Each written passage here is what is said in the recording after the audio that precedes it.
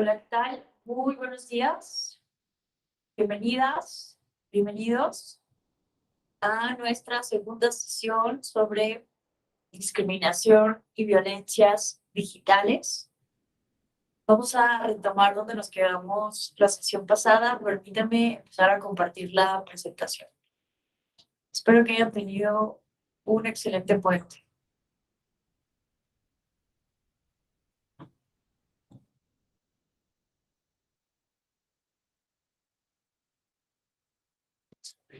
Ay, qué pena.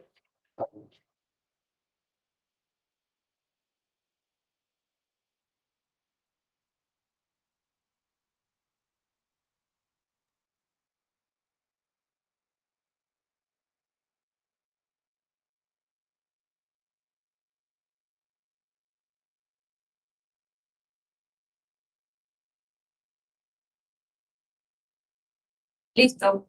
Pues vamos a retomar donde nos quedamos la sesión pasada. Y pues bueno, simplemente para recapitular, porque fueron 3 días, ¿verdad? De puente, vamos a retomar, ¿no? Hablábamos sobre la sesión pasada, ¿no? Que una idea muy importante es que la libertad de expresión tiene límites y esos límites son pues el discurso de odio, la discriminación, la violencia digital, todo esto no está amparado bajo el discurso de la libertad de expresión. Entonces decíamos que, de acuerdo a los estándares internacionales, cualquier regulación, bloqueo de información debe estar plenamente regulado en una ley y pasar un estricto test de proporcionalidad, ¿no? Entonces, veíamos que en el caso de la violencia digital, ¿no? Platicábamos del caso de la ley Olimpia, de Olimpia Coral Melo, que pues es víctima sobreviviente de violencia sexual digital, y ella fue con su organización y otras víctimas quienes promovieron la aprobación de esta ley Olimpia, ¿no? Que como tal no es una ley, sino un conjunto de reformas legales que implicaron en conjunto, ¿no? La definición en la Ley General de Acceso de las Mujeres a una vida libre de violencia, así como la tipificación de la violencia digital como un delito. Pero recordábamos, ¿no? Que esto debe ser, bueno, en el Código Penal son delitos a la intimidad sexual, mientras que en la Ley General de Acceso de las Mujeres a una vida libre de violencia, sí tenemos el concepto de violencia digital, en el cual se habla de 3 tipos, ¿no? De violencia digital. Una estrictamente relacionada con la violencia sexual digital, que es el compartir, difundir, comercializar imágenes, videos, información íntima de una persona sin su consentimiento y de manera dolosa. Y además se incluye el concepto de violencia mediática como cualquier acto a través del cual de manera directa o indirecta se promuevan, por ejemplo, estereotipos sexistas o apología de la violencia contra las mujeres y las niñas, eh, entre otros discursos misóginos. Entonces, bueno, hablábamos de que estas reformas a nivel federal implicaron, pues, la obligación de que las entidades federativas armonicen sus leyes, aunque antes de que se regulara a nivel federal, ya las entidades federativas, la mayoría, habían hecho lo propio y habían tipificado eh, la violencia digital como un delito, ¿no? Y veíamos que incluso, pues algunas con un mayor número de penas, ¿no? Bueno, con una penalidad más grande, 8 años de prisión, ¿no? Como la máxima. Hay entidades federativas que lo regulan de 1 a 4 años de prisión, otras de 4 a 8, ¿no? Y también multa, ¿no? Como otra de las características. Entonces va a depender poco a poco de la armonización y evidentemente que se haga en todo el país, pero además pues de cada entidad federativa y sus contextos particulares. Decíamos que hay cuestionamientos desde la sociedad civil sobre esta regulación porque se considera que es punitivista, ¿no? Populismo punitivista, y hablábamos, ¿no? De que hay un problema ahí de fondo que no va a resolver, evidentemente, pues simplemente meter a las personas en la cárcel, ¿no? En un país donde la reinserción social, pues no es una política pública sólida y que además, pues se habla, ¿no? De que no hay medidas, capacitación, sensibilización adecuada en los ministerios públicos y en las autoridades que atienden a las víctimas para evitar, por ejemplo, la revictimización de las personas que lleguen a denunciar. Y bueno, terminamos la sesión, ¿no? Hablando de cifras. En México veíamos, si recuerdo, ¿verdad? El viernes veíamos, ¿no? Que la violencia digital o el ciberacoso, tal como lo llama el INEGI en este módulo MOSIVA 2021, pues es un problema que viven mexicanas y mexicanos de 12 años y más, de acuerdo con esta encuesta, y pues veíamos, ¿no? Que los porcentajes de personas que en México sí sufren ciberacoso es importantísimo. 21.7% de la población en los últimos 12 meses ha sido víctima de ciberacoso. Entonces, bueno, veíamos algunas cifras. Aquí les compartí el link. Me parece que ya les compartí la presentación, ¿cierto? Entonces ahí ustedes pueden siempre accesar a este link, pero también le pueden googlear, ¿no? Ciberacoso, INEGI o MOSIVA 2021 y pueden ver el desglosado de estas estadísticas. Y bueno, también veíamos, ¿no? Que los resultados de la ley Olimpia pues son un poco limitados de acuerdo con el informe de Luchadoras MX, eh, que reporta que hasta el día de hoy solo han sido sentenciadas, bueno, solo ha habido 4 sentencias, ¿no? Y nuestra compañera Trejo, Ale Romero nos decía que unas de esas sentencias vienen de Zacatecas. Así que hoy, después de este breve resumen, pues vámonos a hablar de la violencia digital, esta, esta manipulación dolosa de información sin consentimiento de las mujeres, cómo esto se puede transformar en violencia política de género o cómo constituye al mismo tiempo violencia política contra las mujeres en razón de género, y entonces cómo aterriza este tema desafortunadamente en nuestra materia, en la materia electoral. Entonces, vamos a empezar con lo básico. Recordemos muy brevemente qué es la violencia política contra las mujeres en razón de género. Y bueno, simplemente para recordar, ¿no? Ustedes recordarán que, es que, ¿saben qué? Aquí no viene, pero es que tengo otra presentación más completa de violencia política en Brexit.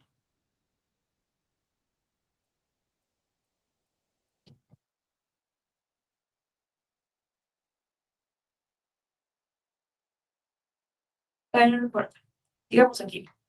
Pero ¿qué es la BPG, no? Esta es la jurisprudencia que emitió el Tribunal Electoral del Poder Judicial de la Federación para definir violencia política. Recordemos que eh, la BPG, lo voy a llamar BPG para no estar repitiendo todo el tiempo, ¿no? Violencia política contra las mujeres en razón de género o violencia política de género. Pero recordemos que este tema, sobre todo, empezamos a hablar de ello entre más o menos en 2014, 2015, ¿no? ¿Por qué pasó esto? Pues bueno, recordemos que en 2014 pasó algo importantísimo, ¿no? Hubo una reforma constitucional para incorporar el principio de paridad en nuestra Constitución, ¿no? ¿Qué implica el principio de paridad? Pues la obligación de que todos los partidos políticos básicamente postulen de manera paritaria 50% a mujeres y 50% a hombres. Eh, entonces, ¿qué pasó? Que en ese contexto de mayor participación política de las mujeres, vean, ojo, empezaron a visibilizarse más los casos de violencia política y razón de género, ¿no? Porque bueno, siempre se dice, es que eh, la violencia empezó cuando se incorporó el principio de paridad en México o se fortalecieron las acciones afirmativas en países de América Latina, ahí empezó la violencia, pero no, o sea, hay que entender que la violencia política contra las mujeres en razón de género, como todo acto u omisión que tiene por objeto eh, obstaculizar, impedir los derechos político-electorales de las mujeres, ha existido pues desde que existe la política, desde que existen las sociedades humanas y desde que a las mujeres pues no se les ha reconocido sus derechos políticos, ¿no? Entonces simplemente podemos hablar del caso de las sufragistas como un movimiento, como uno de los primeros movimientos de la primera ola feminista en Inglaterra y cómo mujeres empezaron a solicitar amablemente, por decirlo de alguna manera, al Parlamento inglés que se les reconociera sus derechos político-electorales, que se les permitiera votar y ser votadas, además de otros derechos civiles. Y bueno, ante la negativa del Parlamento, empezaron a radicalizarse las mujeres, a hacer protestas un poco más intensas.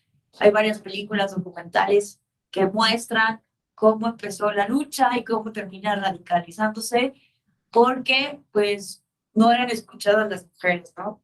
Entonces, simplemente por mencionar un ejemplo, ¿no? De violencia política, pues las mujeres se manifestaban y después las detenían, eran detenidas después de estas manifestaciones.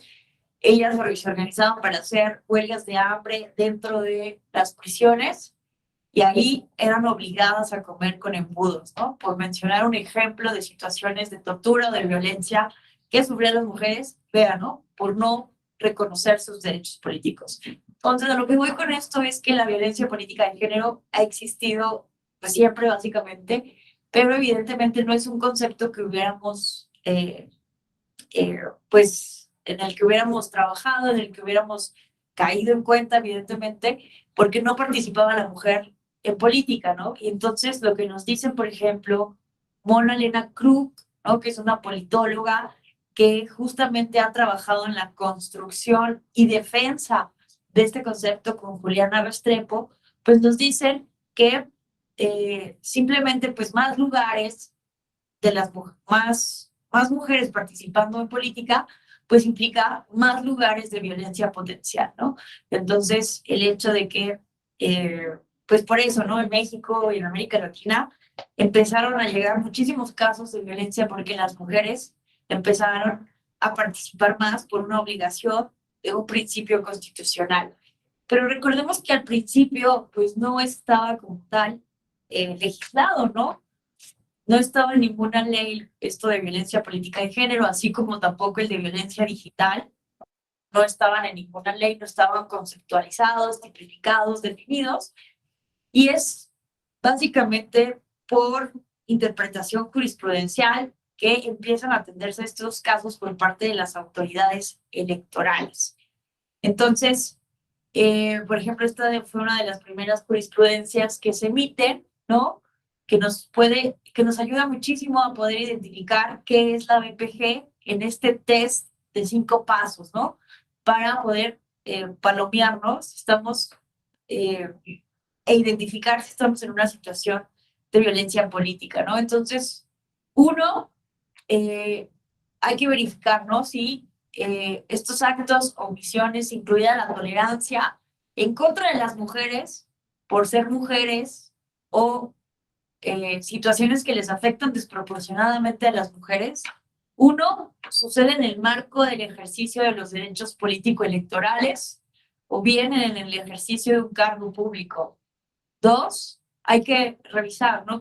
Si es perpetrado por el Estado o sus agentes, superiores jerárquicos, colegas de trabajo, partidos políticos, representantes de los mismos, medios de comunicación, un particular o un grupo de personas. En realidad, pues cualquier persona, sea física, sea moral, puede cometer BPG, incluso mujeres, ¿no? Entonces eso ya también fue motivo de pronunciamiento por parte de Sala Superior, si una mujer podía ser sancionada por BPG, y concluimos que sí, ¿no? Que las mujeres evidentemente también pueden cometer BPG. También, como número 3, es importante también identificar qué tipo de violencia, ¿no? Si esta violencia es simbólica, verbal, patrimonial, económica, física, sexual o psicológica, incluida pues la violencia digital, ¿no? Que pues es el caso que estamos aquí analizando. 5, si se basa en elementos de género. Yo creo que eh, el 1 y el 5, a mi consideración, pues son realmente los puntos medulares del test para saber si estamos hablando de BPG, porque lo demás nos sirve simplemente para poder identificar como una metodología de identificación de quién está cometiendo la violencia y si es una violencia física, verbal, simbólica o psicológica, ¿no? Por decirlo de alguna manera. Pero el 1, revisar si la BPG sucede en el marco del ejercicio de los derechos político-electorales. Y 2, si está basado en elementos de género. A mi modo de entender, este tema es lo más importante, porque 1, puede que encontremos violencia en contra de las mujeres, pero que no esté relacionado con el ejercicio de los derechos político-electorales. ¿Cuáles son los derechos político-electorales? ¿Quién nos recuerda cuáles son algunos de los derechos político-electorales?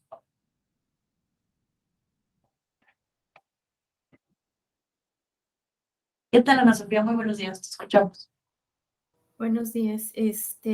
Bueno, uno de los derechos es poderse organizar para políticamente para buscar derechos. Otra cosa, poder postularse, poder ejercer su derecho al voto. Por aquí los tengo. Ay, ¿se vale leer? ¿O no? Bueno, con eso es de lo que me acuerdo. Perfecto. A grandes rasgos. Gracias, Sofía. Gracias. Básicamente es que son muy concisos los derechos político-electorales, ¿no? Muy pocas veces nos paramos como a reflexionar sobre la diferencia entre los derechos políticos, los derechos humanos, los derechos político-electorales. ¿Por qué les ponemos ese apellido, no? De electorales. Me parece que es muy importante, sobre todo en el debate, para entender la activación de la competencia del Tribunal Electoral del Poder Judicial de la Federación, que es un tribunal constitucional. No solamente debe de controlar la legalidad, la constitucionalidad, la convencionalidad de los procesos electorales, ¿no? Que se lleven conforme a derecho, sino también de manera súper importante tutelar los derechos político-electorales, ¿no? Ese es como su principal objetivo, su razón de ser del Tribunal Electoral. Entonces, pero, ¿qué son esos derechos político-electorales? Pues recordemos muy brevemente, hagamos un paréntesis, porque esto es importantísimo en este tema, porque muchas veces, ¿no? Se ha dicho que algunos tipos de violencia no forman parte de la competencia de este tribunal, y entonces ahí me parece que hay un tema que debemos de tener como muy ahí cuidadoso, ¿no? Entonces, desde que se crea el Tribunal Electoral en 1996 y se publica la Ley General del Sistema de Medios de Impugnación en materia electoral, el legislador tenía muy claro cuáles eran estos derechos político-electorales, que el juicio para la protección de los derechos político-electorales de la ciudadanía, el JDC, iba a tutelar.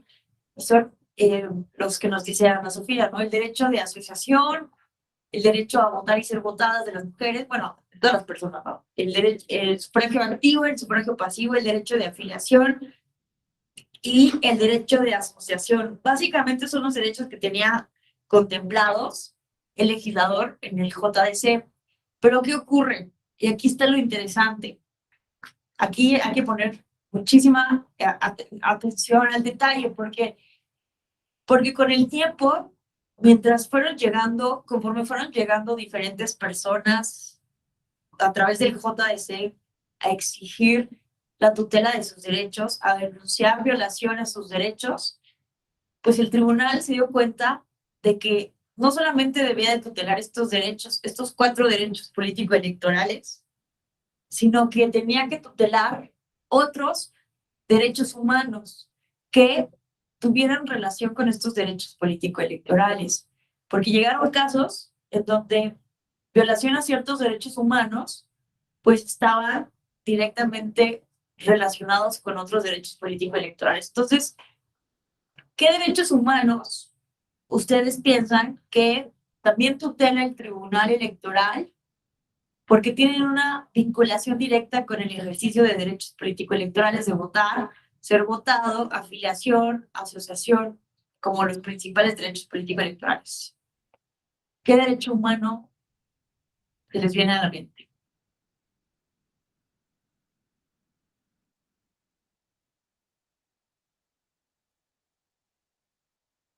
Te escuchamos, Ana Sofía.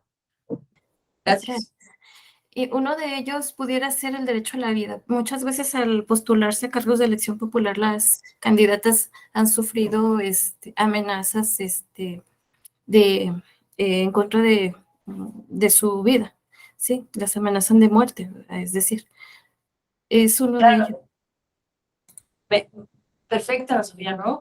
Es este derecho de las mujeres a una vida libre de violencia, por ejemplo, ¿no? El derecho a la vida, a una vida libre de violencia, es uno de los derechos que tutela justamente el Tribunal Electoral, porque justamente están relacionados con el ejercicio de un derecho político electoral.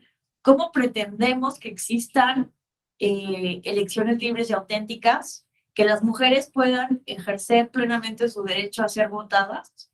Porque además, una cuestión importante, ¿no? Los derechos políticos y todos los derechos humanos tienen algunas dimensiones, ¿no? Lo que se conoce como dimensiones de los derechos humanos. Entonces, por ejemplo, este derecho al sufragio pasivo, el derecho a ser votadas de las mujeres, por ejemplo, pues tiene algunas dimensiones. No solo implica el derecho a ser votada, sino implica también el derecho a ocupar el cargo y el derecho a ejercer ese cargo, ¿no? Porque ¿de qué serviría que las mujeres sean electas, que sean nominadas de acuerdo con el principio de paridad, pero pues ya que llegan al poder, pues son quitadas o son anuladas o no se les comparte la información, se les excluye de las reuniones, no se toma en cuenta sus determinaciones, etcétera, ¿no? Entonces no serviría de nada. Entonces, pues ahí está la relación, ¿no? Del derecho de las mujeres a una vida libre de violencia con la relación al derecho al sufragio pasivo. Pero como bien nos pone aquí Elizabeth en el chat, ¿no? Hay otros derechos como el derecho de petición, el derecho a la libertad de expresión. Bueno, el de asociación sí se considera como un derecho político electoral, pero pensemos, por ejemplo, en la libertad de expresión. No es como tal un derecho político electoral, ¿no? Puede ser un derecho político, pero también puede ser un derecho privado, ¿no? De las personas desde el punto de vista individual. Entonces, se tutela la libertad de expresión porque está muy vinculado, ¿no? Con el derecho, por ejemplo, de las personas a un voto libre e informado, ¿no? ¿Cómo vamos a pretender que las personas tengan garantizado plenamente su derecho al sufragio activo si no existe en un régimen eh, eh, libertad de expresión, ¿no? Si no hay medios de comunicación que de manera objetiva, parcial, pues difundan las diferentes propuestas de los candidatos y candidatas, ¿no? Eso es un ejemplo más o menos de cómo a partir de que llegaron los casos y se exige la tutela de los derechos, se empieza a ampliar, ¿no? El ámbito de protección de los derechos humanos. Entonces, la jurisprudencia del tribunal lo señala así, ¿no? Que el tribunal electoral debe, ¿no? De tutelar los derechos político-electorales y cualquier otro derecho humano que esté directamente vinculado, relacionado con el ejercicio de los derechos político-electorales. Entonces, por eso, en la definición de este test, ¿no? Para poder identificar si estamos hablando de BPG, pues es bien importante el paso 1, ¿no? Si está sucediendo en el marco de los ejercicios de derechos político-electorales o cualquier otro derecho humano, ¿no? Que esté vinculado con estos derechos político-electorales o bien en el ejercicio de cargo, Y dos, si se basa en elementos de género, ¿no? Porque pues hay mucha violencia que puede ser ejercida en contra de las mujeres, como hay violencia que se ejerce en contra de los hombres, y no en todos los casos se da por razones de género, es decir, por el absurdo hecho de ser mujeres, ¿no? Se da esta violencia. Entonces, eso también es muy importante de identificar si está basada en elementos de género, si la violencia, pues, no hay una razón objetiva, ¿no? De esta violencia, o en su caso, si estos actos o estas omisiones afectan de manera desproporcionada a las mujeres. Entonces, bueno, como les decía, recordemos, ¿no? Que este tipo de violencia, pues no estaba regulado en nuestro régimen jurídico, fue hasta la reforma de 2020 eh, con, eh, con esta, ¿cómo se llama?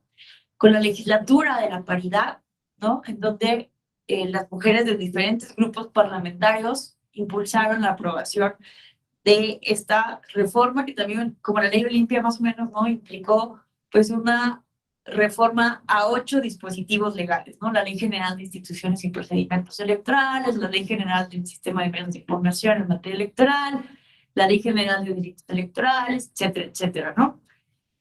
Porque pues antes de que se regulara, si bien no había como tal una ley, un marco, pues lo que hacía el tribunal, las autoridades electorales, administrativas, era pues bajar los tratados internacionales. México, desde finales de los 80 y principios de los 90, ratifica la Convención para eliminar la discriminación en contra de la mujer, la CEDAW, y también ratifica la Convención Belén do Pará en el 92, si no me equivoco. Y la Convención Belén do Pará, pues es la primera convención que habla de violencia en contra de la mujer. Y ambas convenciones internacionales, pues con toda claridad, incluyen la obligación de las autoridades del Estado de implementar todas las medidas a su alcance para prevenir, investigar, sancionar, erradicar, reparar la violencia en contra de las mujeres, ¿no? Entonces, lo que hacen las autoridades electorales es bajar estas obligaciones internacionales y, pues, básicamente también lo que nos establece el artículo primero constitucional. Esta obligación expresa que está en nuestra Constitución, en nuestro artículo primero, de todas las autoridades de prevenir, atender, reparar todas las violaciones a los derechos humanos, ¿no? Entonces, pues bueno, no necesitaban las autoridades, por decirlo de alguna manera, que estuviera esto definido como tal BPG en una ley, porque evidentemente estaban estas obligaciones constitucionales y convencionales. Y a partir de ahí, como ustedes recordarán, perdón que me distraiga, es que como hay un evento aquí al lado de la escuela oficial, están llegando personas y se asoman al salón, me distrae, pero vamos a tratar de no ver hacia allá. Entonces, como les mencionaba, por iniciativa del tribunal, el INE, la FEPADE, ahora FICEL, IRMujeres, REVITRA y otras instituciones del Estado, se publica el protocolo para la atención de la violencia preventiva contra las mujeres en razón de género, que todavía es un protocolo muy útil, tanto para las víctimas como para las autoridades, para saber cómo identificar este tipo de violencia, ejemplos de casos muy concretos y además para saber los caminos jurídicos, ¿no? Hoy en día todas las entidades federativas tienen sus protocolos, ¿no? Aterrizados al ámbito de cada entidad federativa, aterrizados al contexto de cada entidad federativa. Entonces, bueno, esto simplemente es para recordar, ¿no? Entonces, fue hasta 2020 que con esta reforma se define, esta definición jurisprudencial se lleva también a la Ley General de Acceso de las Mujeres a una Vida Libre de Violencia y de manera súper relevante también a nuestra Ley General de Instituciones y Procedimientos Electorales, ¿no? Además, lo más importante desde mi perspectiva es que se tipifica ya como un delito electoral, porque, como mencionábamos, había ya obligaciones convencionales desde los 90, ¿no? Y desde el 2011 a nivel constitucional para que las autoridades atendieran este tipo de casos, a pesar de que no hubiera un marco jurídico específico. Pero el problema con el derecho penal electoral, como ustedes saben, que es pues mucho más de estricto derecho, ¿no? Que el derecho administrativo electoral. Entonces, pues no estaba tipificado y a pesar de que en ese momento el fiscal electoral, Santiago Nieto, tenía una vocación muy fuerte para poder sancionar y abrir carpetas de investigación o en el modelo anterior averiguaciones previas de estos delitos, porque lo que estaba haciendo era equiparar los actos de violencia política de género como parte de alguno de los delitos que sí estaban tipificados en la Ley General de Delitos Electorales. Pero pues había muchos problemas, ¿no? Porque pues no se lograba su judicialización, por lo mismo de que no estaba como tal tipificado, o los jueces se declaraban incompetentes, o se desechaban, ¿no? Bueno, por lo mismo. Entonces, una de las cuestiones más importantes es eso, que se tipifica.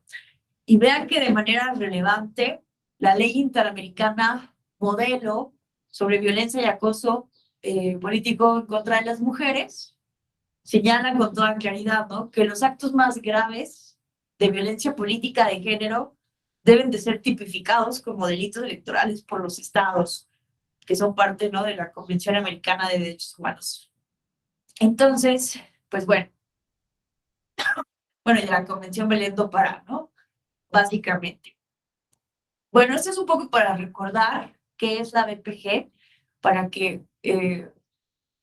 recordemos, bueno, aquí estaba lo que les decía de Mona Elena Krug y Juliana Restrepo, porque son las dos politólogas, ¿no?, eh, que han estudiado muchísimo este tema, y de hecho les recomiendo, ¿no?, que bueno, en algún momento pueden googlear Mona Elena Krug, quien tiene justamente una página en donde ha identificado pues todos los protocolos que existen en todo el mundo, literatura sobre este tema. Entonces es una herramienta maravillosa.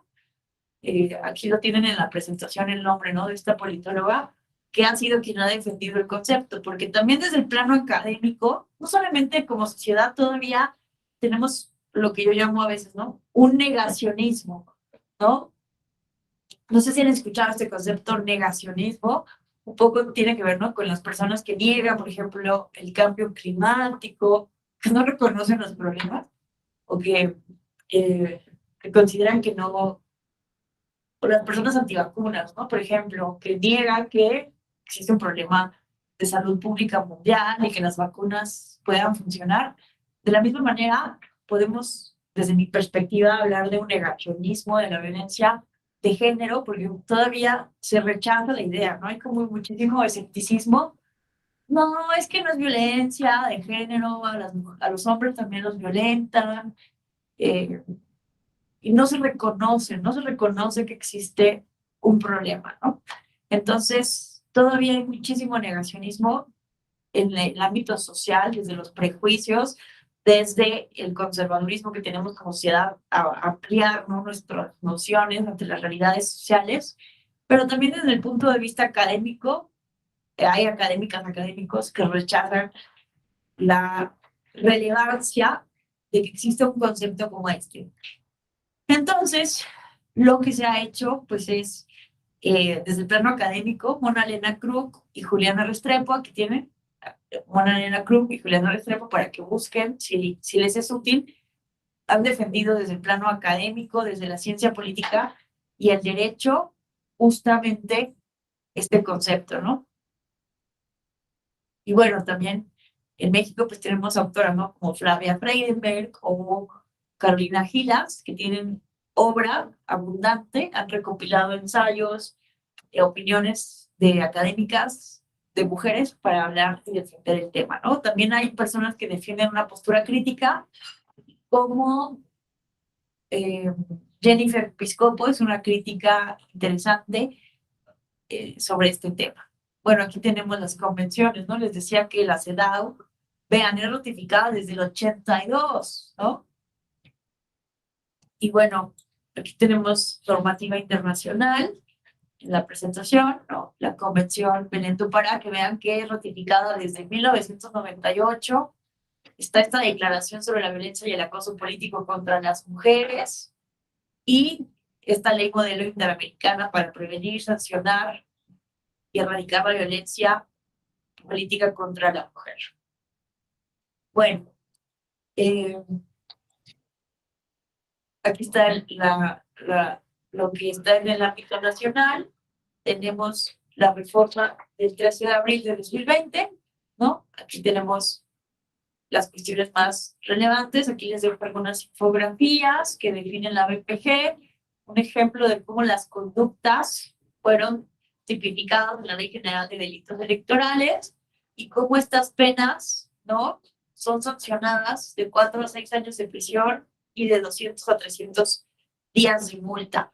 También de manera relevante hay que recordar que la sanción la pena, ¿no?, la gravedad de la falta aumenta cuando la BPG es cometida por servidores públicos y también cuando es cometida en contra de mujeres indígenas o grupos en situación de vulnerabilidad. Y bueno, también de manera relevante, simplemente para recordar, ¿no? El INE cuenta con un registro nacional de personas sancionadas en materia de BPG, de violencia política contra las mujeres en razón de género, que esto surge a raíz de una sentencia de este tribunal electoral. Y ojo, ¿no? Aquí hay muchísima confusión. Vamos a recordar que este registro surge en parte porque con la reforma de 2020 se pone en la Ley General de Instituciones y Procedimientos Electorales que una persona no puede competir a un cargo de elección popular cuando es condenado por un delito de BPG. Ojo, se habla en la ley de un delito, pero recordemos esto que también está ocurriendo, que a partir de un caso de Sala Regional Jalapa, que confirma Sala Superior, de un regidor que comete BPG, se le acredita, se le sanciona, reincide y sigue violentando a las mujeres en su municipio. Ante esta reincidencia, y cuando esta persona busca reelegirse como alcalde, pues se le denuncia argumentando que no cumple con el modo honesto de vivir, ¿no? Entonces, la Sala Regional Jalapa señala que han perdido este modo honesto de vivir, la Sala Superior lo confirma y es entonces que empieza esta interpretación del modo honesto de vivir, ¿no? Entonces, a partir de una sentencia también de una sala regional, se había ordenado por una autoridad local emitir un registro estatal de personas sancionadas en materia de BPG y el tribunal dice, creo que necesitamos más bien un registro nacional, ¿no? Por esto que nos establece la ley general para poder identificar personas que han sido sancionadas por un delito, pero ojo, porque justamente con el caso Cuadri, que implicó, pues, violencia digital, como ustedes recordarán, Gabriel Cuadri, como diputado federal, publica 14 tweets con mensajes discriminatorios y violentos en contra de las mujeres trans, en concreto, en particular de la primera diputada trans que llega por una acción afirmativa, Salma Luébano, y entonces se le acredita BPG, ¿no?, a Cuadri, y entonces se le ordena su registro aquí, ¿no?, al Registro Nacional de Personas Sancionadas. Pero ¿qué pasa? Que empieza a haber una gran confusión en redes sociales porque se empezó a decir que Cuadri ya había perdido, pues, sus derechos políticos, como si eso se pudieran perder, ¿no? Una cosa es la suspensión temporal, evidentemente, de los derechos políticos, de los derechos político-electorales, y otra cosa, pues es evidentemente perder, bueno, haber sido acreditado por cometer BPG. Entonces, a ver, aquí hay que aclarar, ¿no? Que una persona que está inscrita en este registro nacional, no por ese hecho de estar inscrito ha perdido el modo honesto de vivir, ¿no? Esto ha sido aclarado a partir de diferentes sentencias del Tribunal Electoral. Una persona simplemente por estar en la lista, bueno, esta lista, hay que decirlo así mejor, tiene efectos de publicidad para las autoridades electorales, ¿no? La idea es que esta lista sirva de reparación integral a las víctimas, pero también para que las autoridades electorales sepan quiénes han sido sancionadas y, en su caso, a qué personas se les ha considerado que han perdido el modo honesto de vivir. Pero el hecho de estar inscritos en esta lista solo implica el conocimiento público de que han sido sancionados o que han cometido BPG, no que ya no puedan ser nominados a un cargo de elección popular, ¿no? Y entonces hay que tenerlo muy claro, solamente por una determinación expresa de una autoridad jurisdiccional que diga, fulanito de tal perdió el modo honesto de vivir, es cuando en su caso no se le permitiría competir a un cargo de elección popular, ¿no? Porque recordemos que pues en algunas constituciones estatales o leyes electorales es un requisito, ¿no? Para los cargos de elección popular, pero sobre todo es la definición de la ciudadanía mexicana, ¿no? El ciudadano, ciudadana, ciudadana mexicana es toda aquella persona que tiene la nacionalidad mexicana, ha cumplido 18 años y tiene un modo honesto de vida. Evidentemente hay mucha crítica y cuestionamiento, ¿no? Por ejemplo, Mauricio del Toro, que es un secretario de Estudio y Cuenta, bueno, es instructor aquí en el Tribunal Electoral, tiene un artículo muy bueno, no recuerdo si en Nexos o en Voz y Voto, que cuestiona muchísimo de entrada este requisito que él llama decimonónico, ¿no? O sea, ¿quién puede determinar en un momento el modo honesto de vivir, ¿no? Como que es una cuestión muy victoriana, decimonónica, ¿no? Como que evidentemente atiende una categoría moral, ¿no? Entonces hay críticas como a que en nuestra constitución todavía exista ese concepto del modo honesto de vivir. Y también hay críticas, ¿no? A este registro nacional de personas sancionadas, porque pues si no sirve para saber quiénes no tienen modo honesto de vivir, o no todas las personas que están inscritas pierden con esto un requisito de elegibilidad, entonces, ¿para qué sirve, no? A mí me parece que hay que discutirlo. Tendríamos evidentemente que eh, estudiar de qué manera ha funcionado, pero lo que yo sí creo, y aquí lo podemos ver, permítanme ver, lo que yo sí creo, esto me parece relevante. Esperen, sí. Vamos a ver el registro nacional de personas sancionadas en materia de violencia política en razón de género. Esto a mí sí me parece muy relevante. Miren, me preguntaba, por ejemplo, su compañero la sesión pasada, ¿no?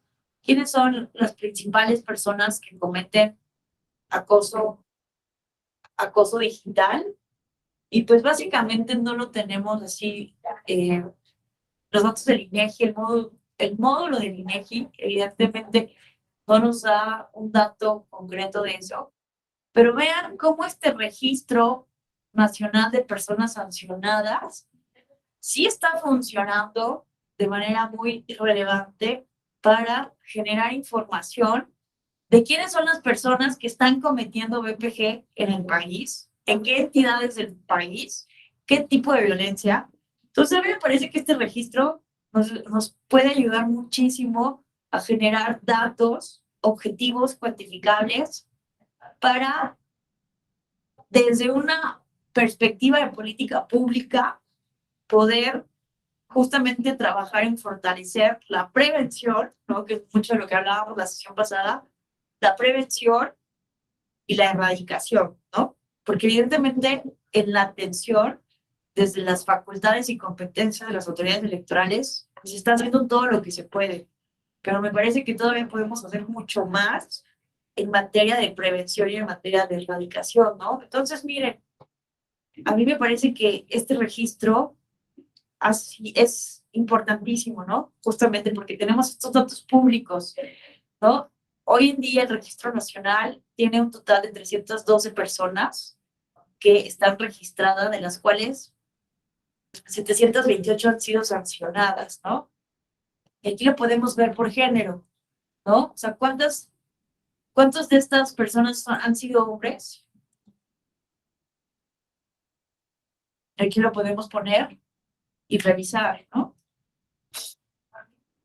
Bueno, no te da aquí el número, pero aquí podemos ver, ¿no? Aquí podemos ver quiénes han sido de estas personas hombres y cuáles de estas han sido mujeres, que vamos a ver que son menos, ¿no? Pero también mujeres han sido violentadoras, ¿no? Se trabó esto, ¿qué pasa? Entonces, vean, ¿no? Aquí también están las causas penales.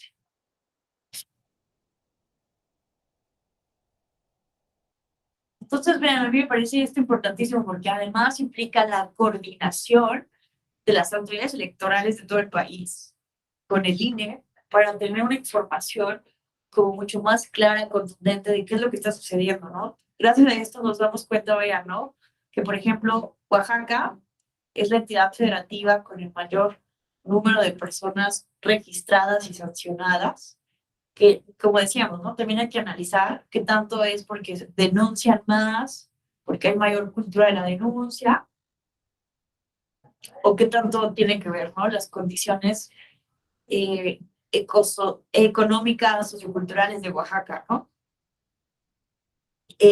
Aquí podemos ver también, ¿no?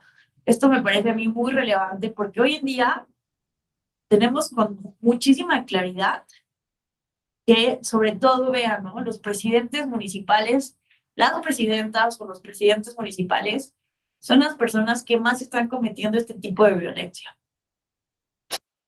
Entonces, creo que nuestros esfuerzos como autoridades electorales, que también debemos de promover la igualdad, la paridad, la educación cívica, tenemos que enfocar, ¿no? Gran parte de nuestros esfuerzos a capacitar, a sensibilizar a las personas desde el nivel municipal, porque tenemos con claridad esto, ¿no? Que el problema está sobre todo ahí, ¿no?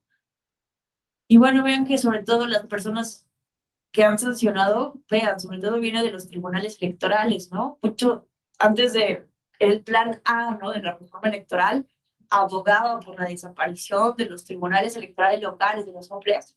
Y vean, ¿no? Que sobre todo en este tema hay un gran trabajo hecho por los tribunales electorales locales, ¿no? Que muchos de estos casos pues no suben, evidentemente, al tribunal electoral, a las salas regionales, no todos estos impugnan, se quedan, y esto dice una estadística consolidada, ¿no? El 90% de los, no recuerdo, el 80%, no les voy a dar una estadística falsa, que no recuerdo ahora, pero la mayor parte de los asuntos en la materia electoral se quedan en los tribunales electorales locales, ¿no? Un tema que tenemos es que Sala Superior ha señalado, ¿no? La importancia de que las magistraturas electorales, cuando analicen estos casos de violencia política, se pronuncien sobre, en su caso, ¿no? El modo honesto de vivir. Y vemos que solamente en 64 casos de 248 se analiza esto y solo en 25 casos se ha dicho que han perdido el modo honesto de vivir, ¿no? Y bueno, entonces, vean, también aquí tenemos, ¿no? Que el mayor número de casos son, la calificación de la conducta ha sido calificada como leve, pero también como grave ordinaria, ¿no? Entonces, son menos los casos de violencia política considerada gravísima. Y bueno, aquí también podemos ver el tipo de sanciones. En 145 casos no ha habido ninguna sanción, en 100 casos multa económica, en 48 amonestación pública, en 5 apercibimientos, vistas a los superiores jerárquicos, suspensión temporal de sus derechos partidarios. Bueno, aquí podemos ver toda esta lista de sanciones, ¿no? Entonces, miren, evidentemente es algo que debemos de seguir discutiendo, debatiendo, revisando. Pero vean, a mí me parece que este registro, independientemente de sus implicaciones jurídicas para las personas sancionadas, está funcionando para dar datos objetivos que nos pueden mejorar muchísimo a entender el problema y generar mejores políticas públicas en la materia. Bueno, vamos a regresar entonces al tema de la violencia digital. Eh, bueno, no sé si hasta aquí alguien quiera comentar algo, preguntar, hacer alguna reflexión.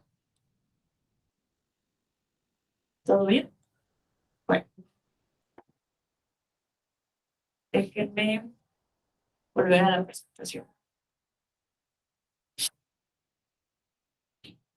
Bueno, pero bueno, todo esto que tiene que ver con violencia digital, o sea, me van a preguntar, ¿no? Pues miren, eh, como les mencionaba en la sesión pasada, Luchadoras MX, que es esta asociación de mujeres feministas en Internet, por ejemplo, ¿no?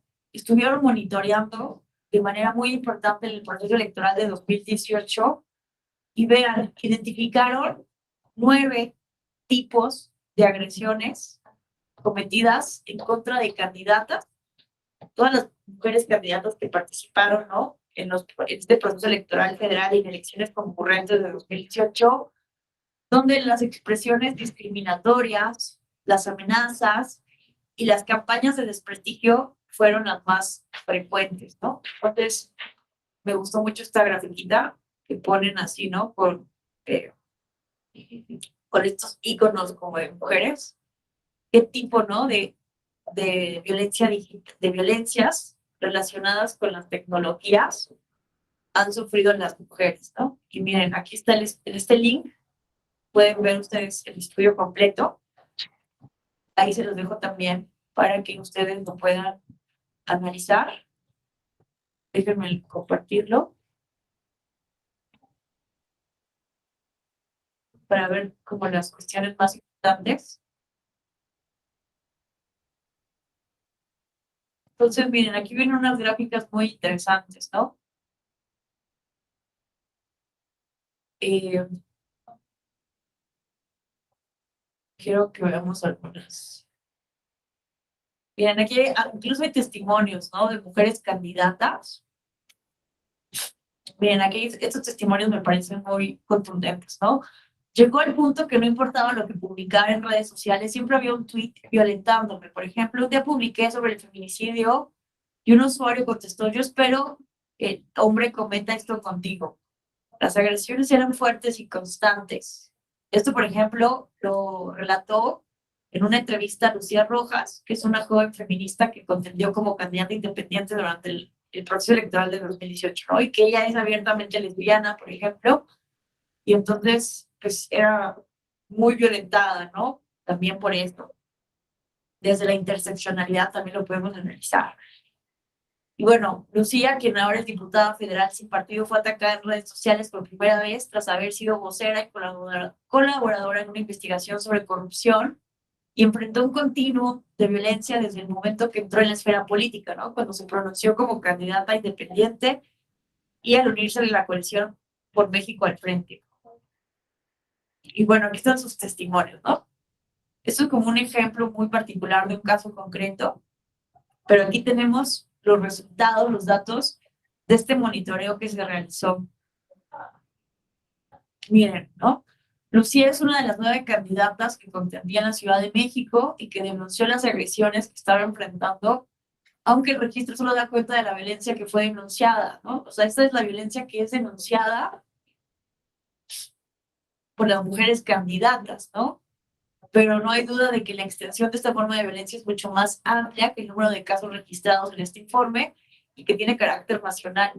En este informe, vean, se documentan agresiones en 24 estados del país y se tuvo que en total, saben este dato, ¿no? 62 candidatas fueron agredidas, ¿no? Aquí tenemos que el mayor número se dio, por ejemplo, en Ciudad de México con 9, en Puebla, ¿no? Aguascalientes con 5, Querétaro. En total fueron 62, pero denunciadas, ¿no? Relacionados con estas tecnologías. Entonces, falta muchísima denuncia. Es una de las conclusiones que podemos dar de este módulo. Falta muchísima denuncia en el tema de la violencia digital. Entre los factores de esta falta de denuncia, pues se puede encontrar la normalización y falta de sensibilización sobre la gravedad de esta violencia, la falta de mecanismos existentes o conocimientos de ellos para su atención, tanto al interior de los partidos políticos o en instituciones públicas, la falta de recursos económicos y de tiempo con que cuentan las candidatas para dedicar esfuerzos de documentación y denuncia en medio de momentos de campaña electoral, además de la diversidad geográfica, ¿no? Entonces, miren, ¿qué cargos disputaban estas candidatas agredidas en los medios de comunicación, en las tecnologías? Vean, sobre todo, una diputación local o alcaldías, ¿no? Pero también a nivel federal, 18% de las denuncias vinieron de candidatas a una diputación federal, 8% de senaduría, 5% de gubernaturas, y bueno, en 10% no se tiene información. ¿Qué partidos o coaliciones fueron las mujeres? Fueron, ¿no?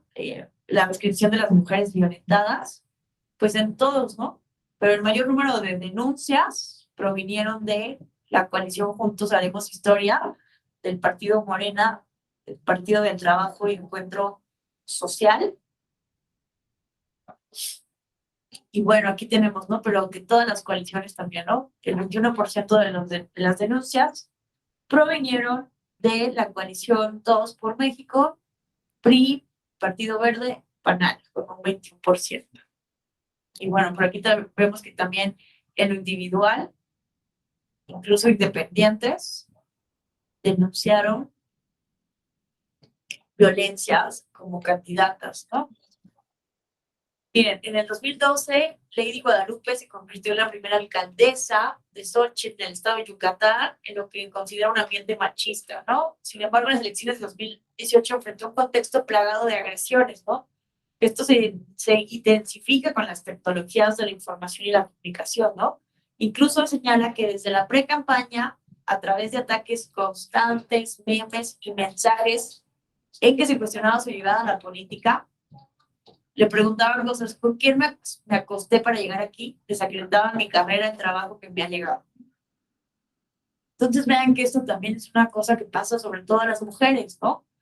¿Con quién te acostaste para llegar aquí? O sea, los hombres no les preguntan eso en las entrevistas políticas, ¿no? Y ahora veamos cuáles son las plataformas digitales con el mayor número de denuncias. Vean que sobre todo Facebook con el 52%, mientras que Twitter no se queda muy atrás con un 39%. Entonces, miren, aparte me gustan mucho las grafiquitas que hacen aquí luchadoras, miren qué bonitas las hacen, ¿no? Entonces aquí podemos ver, ¿no? También el tipo de agresiones que identificamos aquí en Facebook.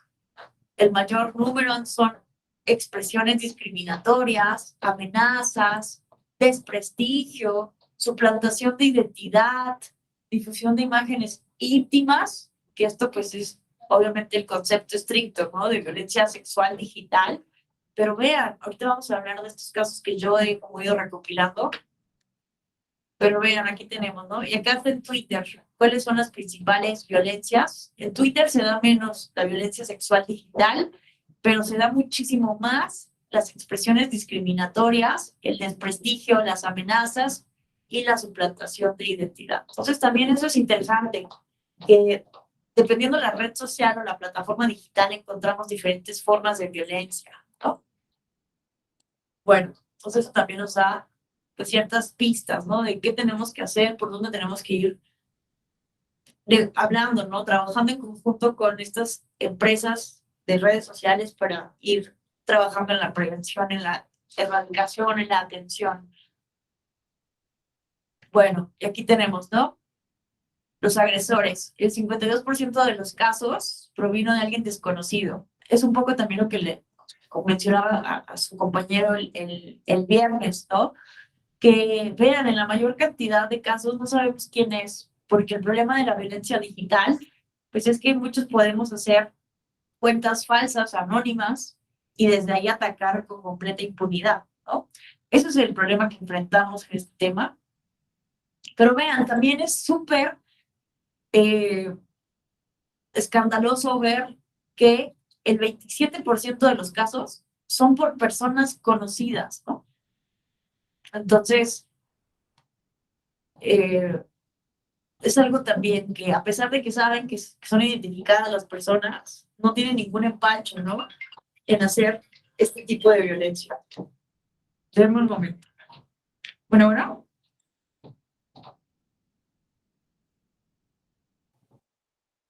Una disculpa. Ok. Entonces, bueno, aquí les dejo, bueno, aquí está la liga para que ustedes puedan ver con mayor detalle. Pero miren, esto también me parece importantísimo, ¿no? No toda esta violencia tiene, tiene plenamente o claramente identificadas las razones de género, que también eso hay que hacer el análisis siempre muy cuidadoso y de manera muy responsable. Como decíamos, ¿no? Este concepto de la violencia de género o violencia política de género, cuando abusamos de este concepto y cualquier forma de violencia, ya la catalogamos de entrada como violencia política de género, estamos banalizando el concepto, vaciándolo de contenido. Entonces necesitamos tener muchísima responsabilidad en el uso que damos a este concepto, ¿no? Entonces, bueno, aquí podemos ver, también en el informe hacen ese análisis, ¿no? De cuáles de las agresiones que fueron cometidas en contra de las candidatas, cuáles fueron por razones de género. Entonces, vean, aquí nos ayudan a entender un poco, ¿no? En este estudio se tomaron en cuenta dos criterios. Cuando la violencia se dirige a una mujer por ser mujer, es decir, cuando las agresiones están especialmente orientadas en contra de las mujeres por su condición de mujer y por lo que representan en términos simbólicos, bajo concepciones basadas en estereotipos. Incluso muchas veces el acto se dirige hacia lo que implica lo femenino y a los roles que normalmente se asignan a las mujeres. Pero no siempre es posible identificar esto con toda claridad. Y el otro elemento es cuando esta violencia tiene un impacto diferenciado en las mujeres, ¿no? Que afecta a las mujeres de manera diferente que a los hombres, o cuando les afecta de manera desproporcionada. Entonces, hay casos, ¿no? Muy puntuales. Y a mí me parece que la violencia digital, ¿no? Es es un ejemplo muy claro, entonces, de cómo este tipo de violencia afecta de manera desproporcionada a las mujeres. En el módulo del INEGI veíamos el viernes pasado con estadísticas claras cómo la violencia digital afecta, ¿no? Mucho más a las mujeres que a los hombres. Bueno, pero aquí vean que sobre todo, ¿no? El juicio de carácter sexual es el mayor número, ¿no? Que esto no les, aquí podemos, ¿no? Por eso identificar, ¿no? ¿Por qué es en razón de género? Porque son juicios sobre todo de carácter sexuales y que esto no lo vemos, evidentemente, en los hombres. Hay objetualización sexual, hay agresiones en contra de la familia, hay muchos pronunciamientos sobre los roles de género, muchos cuestionamientos sobre la apariencia, ¿no? Que si está maquillada, que si no está maquillada, que si la mujer está eh, con cierto tipo de cuerpo, ¿no? Todos esos comentarios no son sobre todo hechos, ¿no?, a los hombres. En fin, me parece que este estudio está muy bien hecho. Es una lástima que no hayan hecho sobre el proceso electoral 2021, o al menos yo no lo identifiqué, pero creo que esta metodología nos puede ser muy útil, ¿no?, para estudiar otros procesos electorales. Bueno, pero vean, ¿no?, sobre las elecciones de 2021, también tenemos estos datos de Etelec, que es una consultora que también da reportes sobre la violencia política en México, pero vean, es la violencia política en general. Entonces, aquí podemos ver, ¿no?, que tuvimos, ¿no?, sabemos que los procesos de 2018 y 2021 han sido de los más violentos en la historia de nuestro país. Y bueno, esta consultora Intelect nos da cuenta, ¿no?, de la violencia que también se vive en el plano digital, ¿no? Entonces, vean, sobre todo las amenazas a candidatos, hombres y mujeres, ¿no?, se convirtieron en el delito de mayor incidencia, con 339 casos en el proceso electoral de 2021, lo que equivale al 32% del total de los delitos. Pero vean que este 24% de las amenazas fueron difundidas a través de redes sociales, especialmente en WhatsApp y cuentas anónimas de Facebook, llamadas telefónicas y mensajes a través de líneas de prepago. En el 71% de los casos, las víctimas no pudieron identificar al autor de las amenazas, ¿no? Y en el 24% de las amenazas, las víctimas denuncian como autores intelectuales a sus adversarios políticos, incluso a militantes de sus propios partidos políticos. O sea, eso me parece a mí muy grave, que incluso, ¿no? Bueno, todo esto es gravísimo, pero vean lo que nos permite observar este tipo de datos, ¿no?, que incluso son militantes, tus compañeros dentro de tu propio partido, ¿no?, quienes te están amenazando.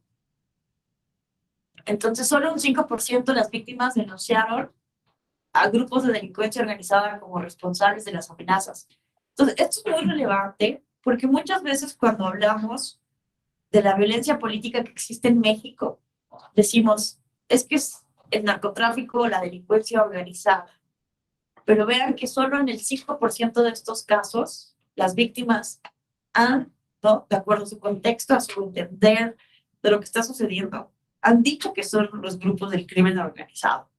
Entonces vean que esto es un problema que está, sobre todo, esto a mí me llamó poderosamente la atención cuando leí este informe hace algún tiempo.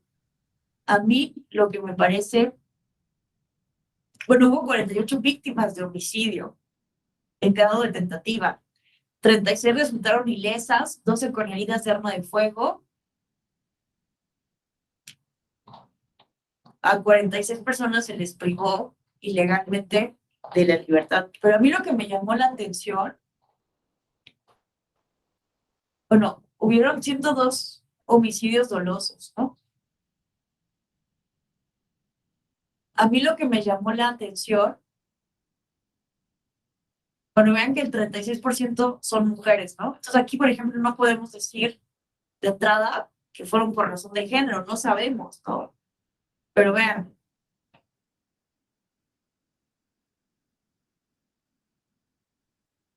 es que aquí no está el dato, pero a mí lo que me llamó la atención es que sobre todo se identificó que en el mayor número de casos la violencia venía de los partidos políticos contrincantes.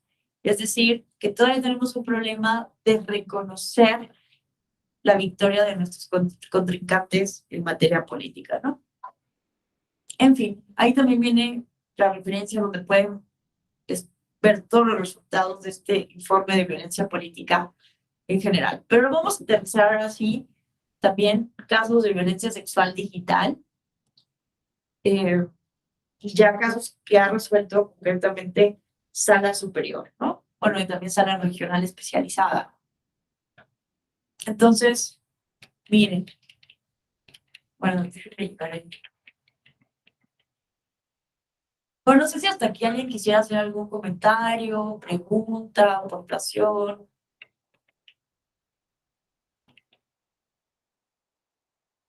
¿Están viendo la presentación? ¿No, verdad? Sí, sí se ve.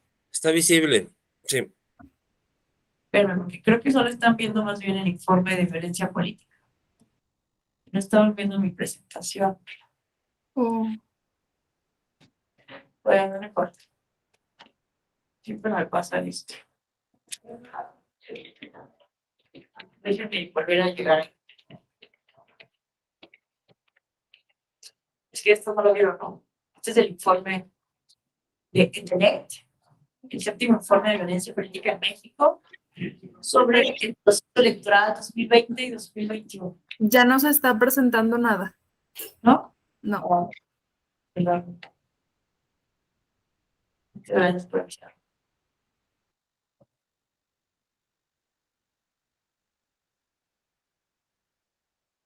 Listo. Ahora sí, ¿verdad? Entonces, miren, aquí se ve, por ejemplo, me distraigo, si son en las partes, pienso que están hablando aquí. Pero es del evento. Bueno, aquí pueden ver la referencia que mencionaba de esta consultora Intelect en su séptimo informe sobre violencia política en México del proceso electoral 2020-2021. Es un tema que también debemos de revisar, porque insisto, ¿no? Siempre decimos, es el crimen organizado. Pues no en todos los casos, ¿no? Incluso es lo menos que se ha denunciado de quienes han denunciado, que han salido ilesos de tentativas de homicidios. Pero en fin, vamos ahora al caso de casos de violencia digital. Es que, ¿por qué no se pone en un momento?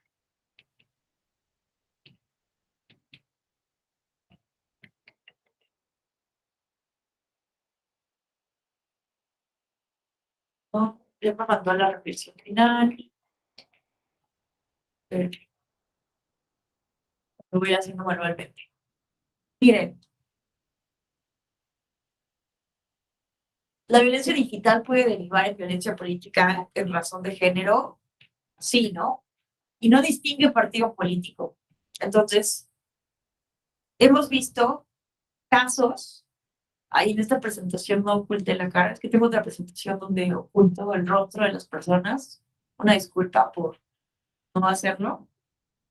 Miren, aquí tenemos, por ejemplo, el caso de Patricia Azcargorta, que era precandidata a la alcaldía de Caborca, en Sonora, por el partido Movimiento Ciudadano, y se le difundieron fotos donde aparentemente ella bailaba y hacía striptease, ¿no?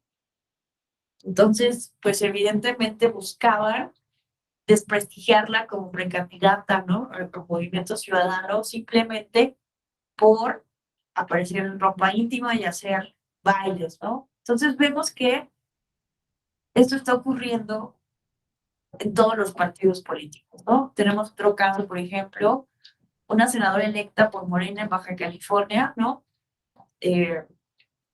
Aparece como en este tipo de publicaciones un video escándalo. Entonces, alarmante, senadora de Morena de Baja California. ¿Qué dice aquí? Es que no veo, pero este es el caso de Alejandra del Carmen León Castelo, candidata de Morena al Senado, en donde salen algunos videos, poco el estadio, sale en estado de ebriedad y con las piernas un poco abiertas, entonces se le ve su ropa interior, y justamente a partir de eso, ¿no? Lo utilizan para desprestigiarla políticamente. Tenemos casos, ¿no? Por ejemplo, el caso de Gabriela Olvera, candidata a diputada federal por el PRI, en donde, entre otras, estuvo sufriendo de manera sistemática acoso político, pero también se le estaba acusando, bueno, se estaba usando un supuesto video íntimo sexual de ella para llevarla a renunciar. Y ella justamente en esta foto está en una conferencia de prensa donde está anunciando que renuncia a su candidatura a una diputación federal por el PRI. O sea, vean de qué manera se está utilizando la vida sexual, la vida íntima de las mujeres para presionarlas, para hacerlas desistir de sus aspiraciones políticas, ¿no? Entonces, esto lo vemos en el PRI, en el Movimiento Ciudadano, en el PRD, en Morena, en todos los partidos políticos. Tampoco distingue nacionalidad la violencia digital como violencia política en razón de género, ¿no? Por ejemplo, es el caso de Janine Áñez, expresidenta interina de Bolivia. Esto a mí me parece de las cuestiones más graves que estamos observando actualmente en la violencia digital. Está ocurriendo esto, se están utilizando deepfakes, lo que se conoce como deepfakes, que son softwares o Photoshop.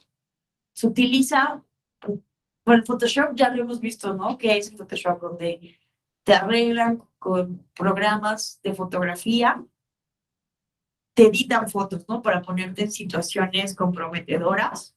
Pero lo de la deepfake, eso sí ya me parece como lo más grave que está sucediendo hoy en día, que son softwares, plataformas, donde justamente en un video pornográfico o en cualquier video puedes agarrar el rostro de cualquier persona y ponerlo ahí. Entonces, puedes ver, o sea, lo que se puede hacer es, tienes el video pornográfico de cualquier mujer y le pones la cara de una mujer candidata. Y eso está ocurriendo y está sucediendo justo para prestigiar a las mujeres que están en el poder. Entonces, ven esto, ¿cómo se dice? Revienta zorra, vea el video porno que se filtró de la dictadora boliviana Janine Áñez. Podemos estar a favor o en contra políticamente de las mujeres, pero esto es completamente inaceptable, ¿no? Sabiendo que la sexualidad de las mujeres es un factor estigmatizador, tabú todavía, y estarlo utilizando justamente ¿no? Para un desprestigio político, una violencia política específica, ¿no? Entonces, evidentemente ella tuvo que salir a decir que no era ella, en este caso no era ella, ¿no? Se buscó, se utilizó un deepfake justamente, ¿no? Para hacer simular que era ella, ¿no? Entonces vean hasta qué grado estamos llegando.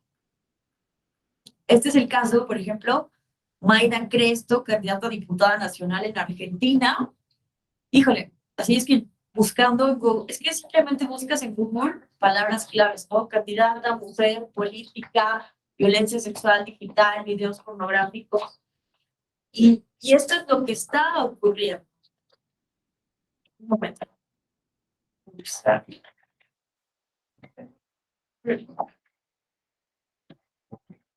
Entonces vean que esto es lo que está ocurriendo. Ustedes pueden googlearlo, si quieren hacer el ejercicio, pongan en Google candidata, mujer, política, porno, sexo, y van a identificar una gran cantidad de links. Y esto es lo que yo hice. O sea, estos casos fueron los que yo pude como extraer de una búsqueda de un par de días. Entonces, imagínense si me pongo a investigar más casos, pudiéramos encontrar muchísimos más, ¿no? Y este es el caso de Mayra Cresto, entonces, candidata a diputada nacional en Argentina. Yo me metí aquí a la nota y les cuento que es un video pornográfico, o bueno, no es pornográfico, ponen una cámara en un lugar y se ve cómo esta persona, esta mujer, tiene relaciones sexuales con este hombre. Pero no es la persona, ella no es Mayra Cresto. Entonces, o sea, la verdad es que a mí me parece ridículo, ¿no? Todos estos esfuerzos de buscar a alguien en la red que se parezca a la persona para atacar a una mujer por estar en la política, ¿no? En fin, tenemos este caso, sucede incluso en países que se consideran a veces como mayor democracia, mayor calidad de democracia, pero pasa incluso, ¿no? En estas democracias con mayor tradición, mayor consolidación. Katie Hill era congresista del Partido Demócrata en Estados Unidos y empezaron a difundir videos de ella un video donde ella aparecía desnuda con otra mujer y ella le estaba acariciando, le estaba cepillando el cabello. Entonces, se metieron a su celular, lo hackearon y extraen este video y evidentemente lo utilizan para presionar, porque estaba volviendo una líder muy importante del Partido Demócrata en el Congreso en Estados Unidos. Entonces, extraen este video de su celular y lo empiezan a difundir. Y entonces, ella es uno de los casos donde ella renuncia como congresista del Partido Demócrata. Entonces, vean qué fuerte se puede volver la presión, qué tanto daño psicológico y moral se le puede hacer a una persona por estar ejerciendo sus derechos políticos, ¿no? Tenemos aquí otro caso de Valeria Prokopenko, que era candidata al municipio de la ciudad de Odessa, en Ucrania, un país que actualmente pues, está en guerra, ¿verdad?, con Rusia. Y bueno, en este caso era una mujer muy joven y empezaron ella tenía un video donde salía haciendo como un baile tipo erótico.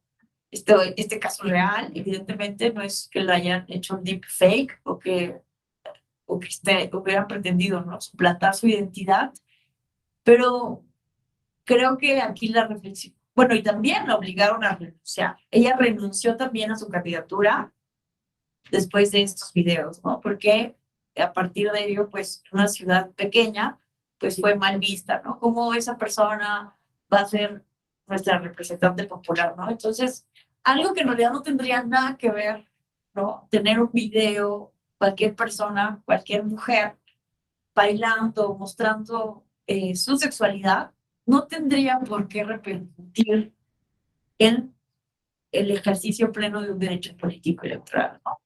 Entonces, esto me parece muy grave, ¿no? Porque justamente se utiliza esta estigmatización, esta connotación sexual, objetización sexual de la mujer para atacarla políticamente, ¿no?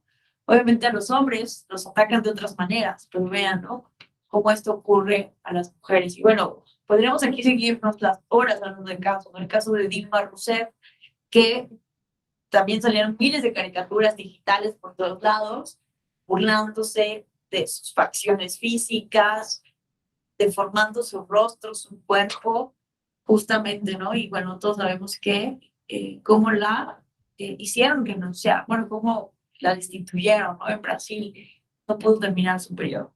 Entonces, bueno, pero ¿cuáles son casos que han llegado? Yo quiero decirles que de estos casos que encontré, por ejemplo, de México, de la diputada, bueno, las candidatas, precandidatas, diputadas de Morena, de Movimiento Ciudadano y del PRI, ninguno de esos casos han sido del conocimiento del tribunal, ¿no? Entonces, imagínense la cantidad de casos que hay a nivel, ¿no? Que no nos enteramos porque son casos muy puntuales a nivel local y que no llegan al conocimiento bueno, a lo mejor puede ser que se quede, ¿no?, en los tribunales locales. Tendríamos que hacer un estudio ahí más exhaustivo, tendríamos que revisar, pero al menos estos casos no han llegado, ¿no?, a la jurisdicción del Tribunal Electoral del Poder Judicial de la Federación. Han sido muy pocos los casos en donde se les ha abordado como violencia digital, ¿no? Pero bueno, les voy a mencionar algunos ejemplos que podemos ver. Está este caso de Lili Telles, que a mí en lo particular me gusta mucho este caso, no porque me guste el caso de violencia, ojo, ¿no?, sino porque en este caso, ahorita van a ver, en un primer momento no se podía sancionar. Y aquí me encanta la argumentación de la sala regional especializada, la manera en que proceden para poder sancionar. Vean, es bueno, nos puede caer bien o mal Lili Telles, ¿no? A mí en lo personal no es una persona de mi mayor agrado.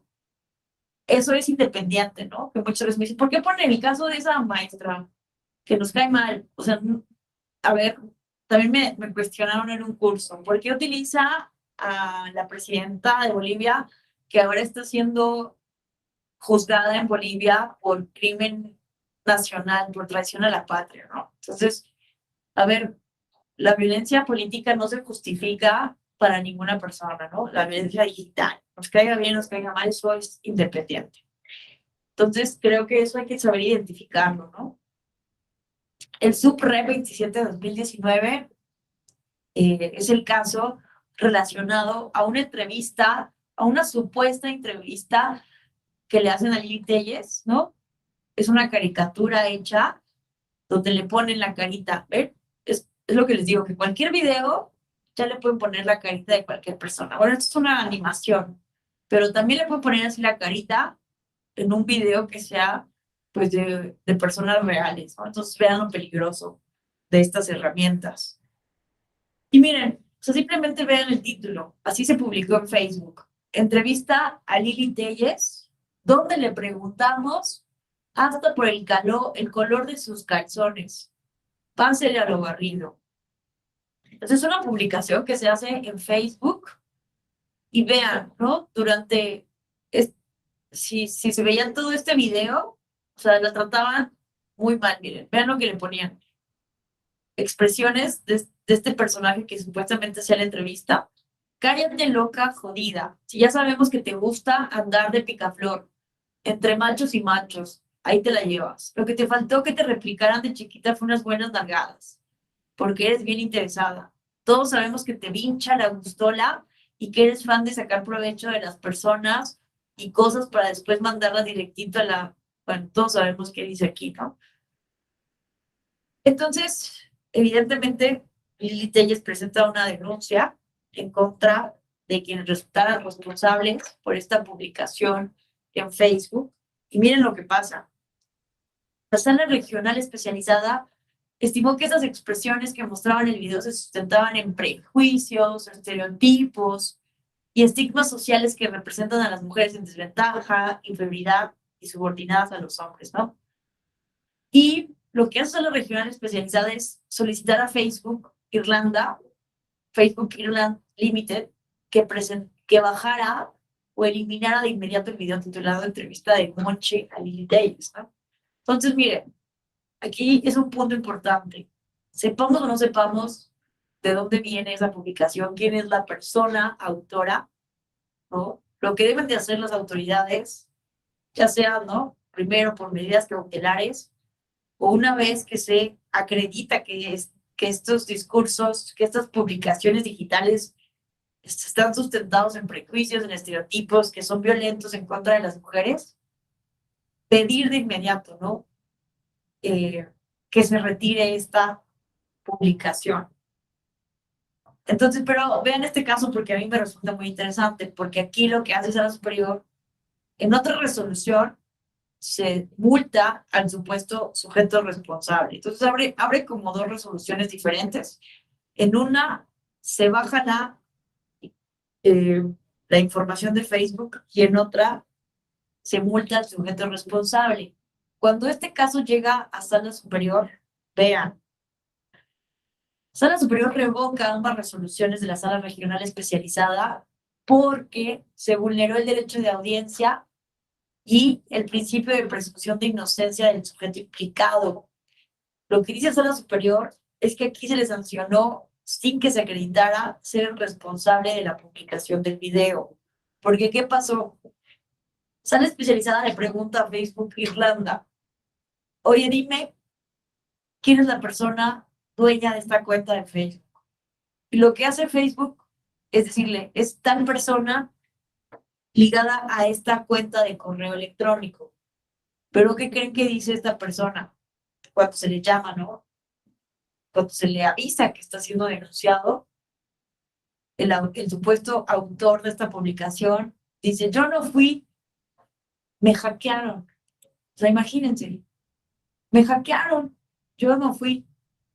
Entonces, Sala Especializada multa a partir de que Facebook le dice que es esta persona. Pero, ¿qué dice Sala Superior? A ver, es que aquí lo peligroso es que cualquier persona nos puede hackear en un momento y sí nos pueden poner en una situación de este tipo, ¿no? A mí, Alejandro Tello, hoy en día alguien puede entrar a mi cuenta de Facebook, hackearme y desde ahí hacer publicaciones de lo que quiera. Entonces, eso es lo peligroso, ¿no? Que Facebook dijo, ante las consultas de sala superior que esto sí es posible, que te hackeen tu cuenta, pasa todo el tiempo. Entonces, por eso, sala superior dice que se viola el principio de presunción de inocencia y necesita realmente acreditar que esta persona es quien publicó esto en Facebook. Entonces, pues estaba complejo, ¿no? Entonces, me gusta por eso mucho este caso, porque se regresa entonces el caso a la sala especializada. Evidentemente, insisto, ¿no? Que no sepamos quién es el autor de una publicación no puede traducirse, como lo dice en la sentencia de sala superior, en la imposibilidad jurídica de que las autoridades jurisdiccionales tomen las medidas pertinentes en contra del acto concreto y en contra de las razones estructurales que dan pie a la violencia. En ese mismo sentido, no les eximen el deber de dictar medidas de protección para la víctima, ¿no? Entonces, en este caso se dice que se debieron emitir medidas cautelares sin comprometer el debido proceso. Creo que es una de las cuestiones más delicadas que debemos de atender como autoridades jurisdiccionales o administrativas electorales, que atendamos este tipo de casos, ¿no? Que hay que emitir inmediatamente medidas de protección, medidas cautelares a favor de la víctima, ojo, sin comprometer el debido proceso. Entonces, como que sala especializada se aceleró y quiso sancionar a la persona cuando todavía no tenía la certeza de que había sido, ¿no? O sea, la calificación de las pruebas para evidentemente señalar esto. Entonces, no necesitas apresurarte para sancionar o acreditar la responsabilidad de una persona, sino con medidas cautelares y medidas de protección, poder, pues, proteger el valor jurídico en juego, que en este caso, pues, es la dignidad de las mujeres, ¿no? Entonces, esto es el concepto, ¿no? De la tutela preventiva, que es la protección contra el peligro de que una conducta ilícita o probablemente ilícita continúe o se repita, ¿no? Y con ello se lesiona el interés original, en fin, es lo que deben de hacer las autoridades, ¿no? Actuar con la debida diligencia y establecer estos parámetros de tutela preventiva. Pero a ver, ¿qué pasó? Bueno, miren, este es mi perfil de Facebook, ¿no? Lo que hice, a ver, vamos a ver si es verdad que se bajó el contenido. Y efectivamente, aquí les pongo la prueba, que se bajó, o sea, este video ya no lo encontramos, al menos en Facebook, se cumplió, ¿no? Con esta medida ordenada por la sala regional especializada. Pero vean, ¿qué pasa después? Me encanta porque en el SUPREP 154 de 2020, por fin Sala Superior confirma la determinación de sala especializada.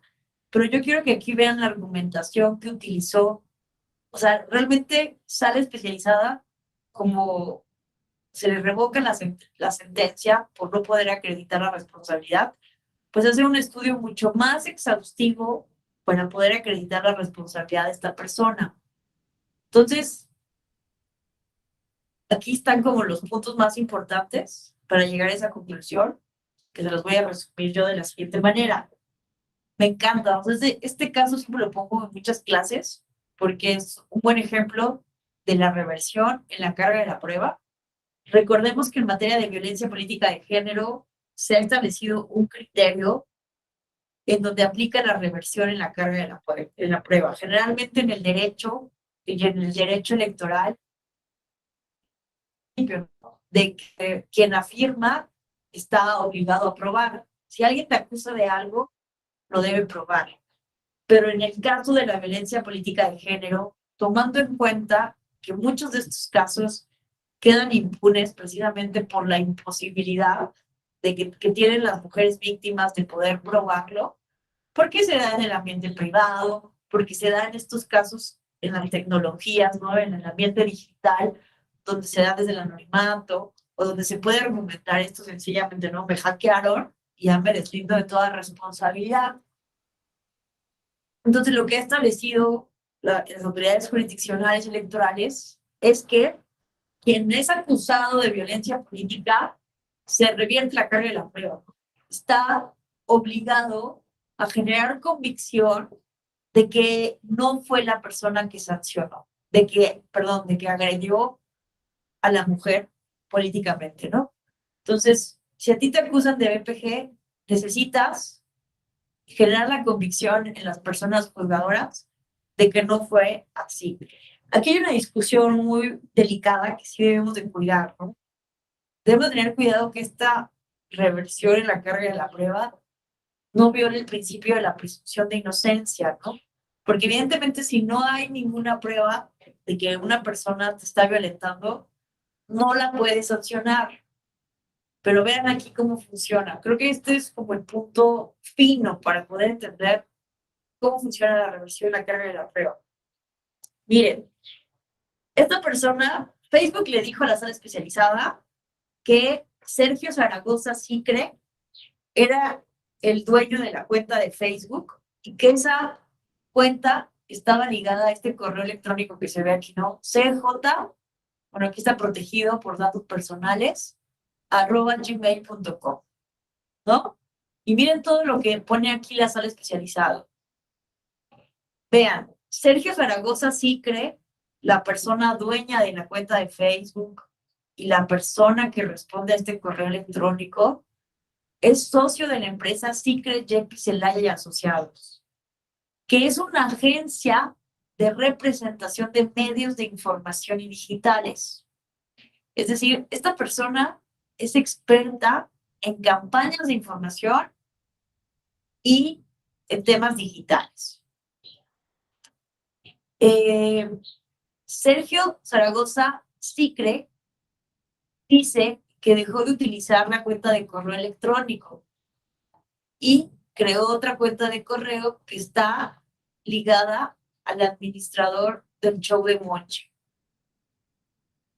Bueno, es que esto no es tan relevante. Quiero llegar a lo relevante.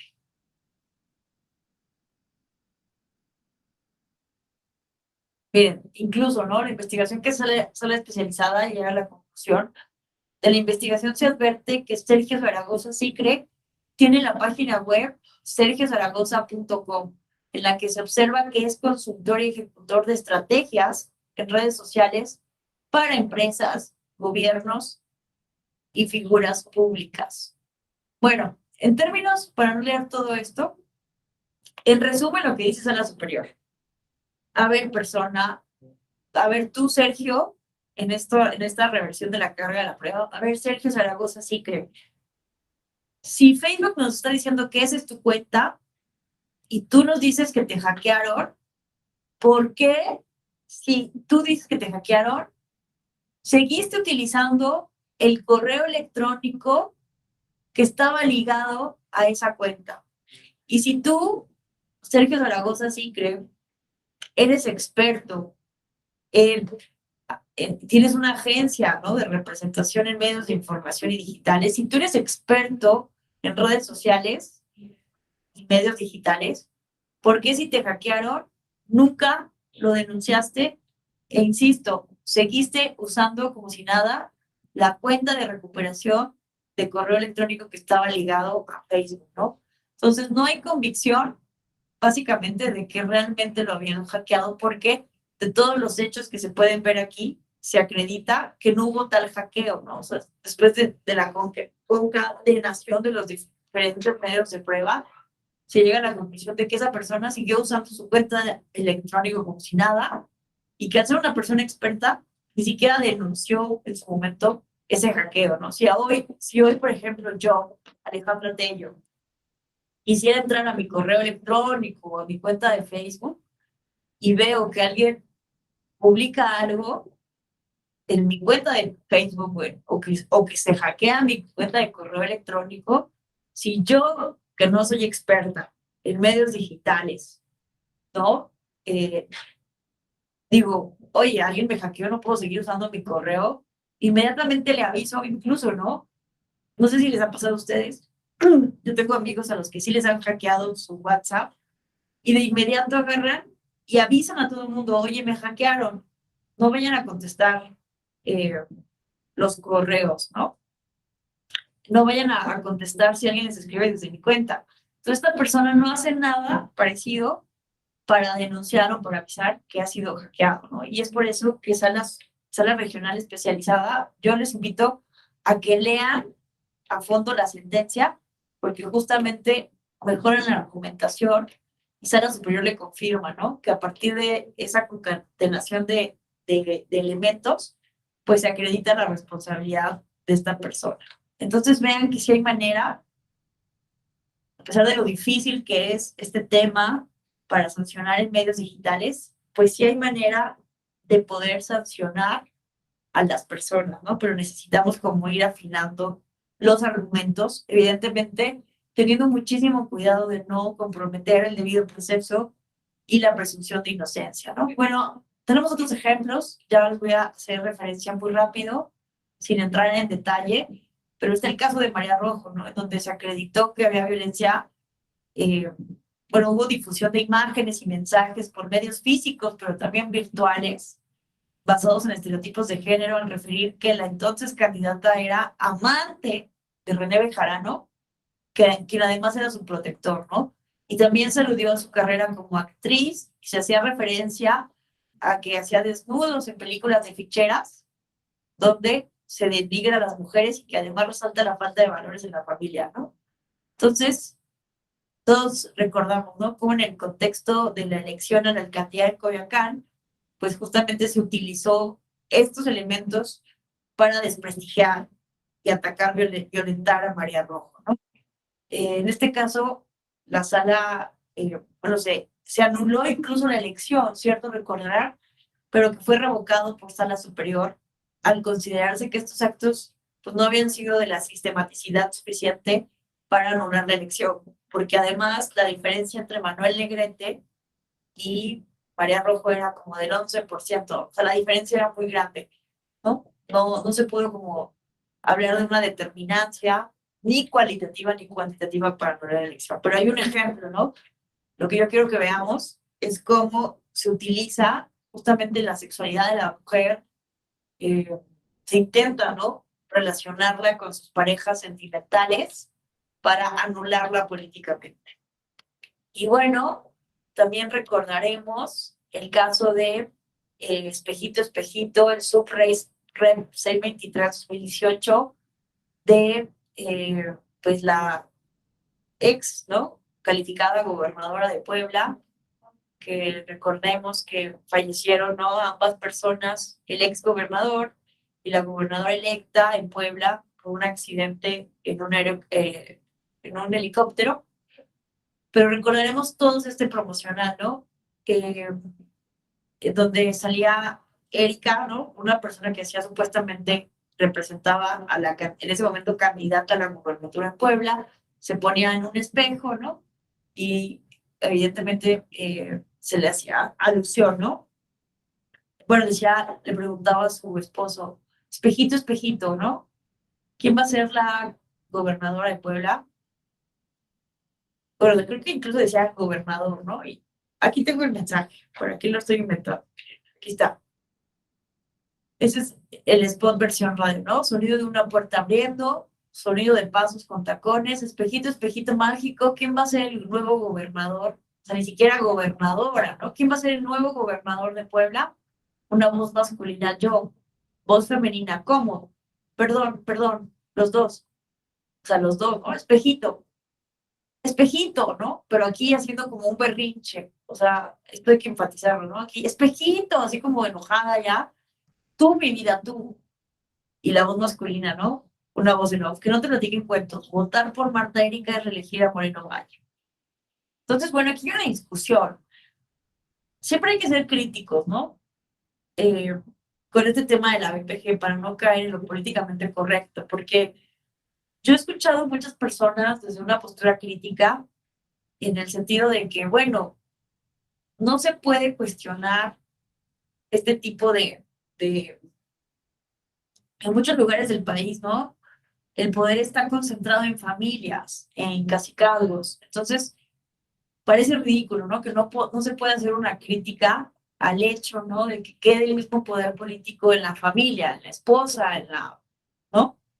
Hay un tema ahí que sí debemos de discutir abiertamente, pero el tema aquí, más allá de eso, pues es que en este spot, ¿verdad? Particularmente se estaba utilizando pues un estereotipo, varios estereotipos de género, ¿no? El hecho de poner en un cuento de hadas el carácter de la mujer, haciendo alusión a que las mujeres somos berrinchudas. Bueno, estaba cargado de estereotipos de género, ¿no? Pero ¿por qué estoy haciendo referencia a este caso? Porque justamente a partir de este caso se creó la tesis 35 de 2018, en donde con toda claridad se prohibió a los partidos políticos, no, la propaganda político-electoral, se prohíbe el uso de estereotipos discriminatorios de género y que después, con la reforma en materia de violencia política de abril de 2020, se llevó con toda claridad como una infracción en la materia electoral, ¿no? La Ley General de Instituciones y Procedimientos Electorales. Entonces, a lo que voy con todo esto, ya para concluir, es que está prohibida toda propaganda político-electoral, y sea a través de la radio y la televisión, o sea a partir de medios digitales o redes sociales, ¿no? Está prohibido el uso de estos estereotipos que se consideren discriminatorios en materia de género. Entonces, bueno, yo creo que aquí terminaría yo mi exposición. Ya estamos a 10 minutos. Evidentemente hay muchísimos más casos de los cuales podemos aquí comentar, pero no nos daría la vida. Yo creo que con estos podemos ver, ¿no? De manera un poco clara cómo la violencia digital, evidentemente es un tema que está entrando también en el mundo de la política y que necesitamos pues tener las autoridades electorales, los operadores jurídicos, la ciudadanía, la academia, la sociedad civil, cuenta de esta problemática tan fuerte que puede violentar los derechos de las personas, ¿no? Sobre todo de manera diferenciada a las mujeres. Y ya abriríamos los micrófonos entonces para, en caso de que tengan preguntas, comentarios, aportaciones. ¿Nos puede compartir las presentaciones? Claro que sí. Entonces, si alguien quisiera hacer un comentario, pregunta.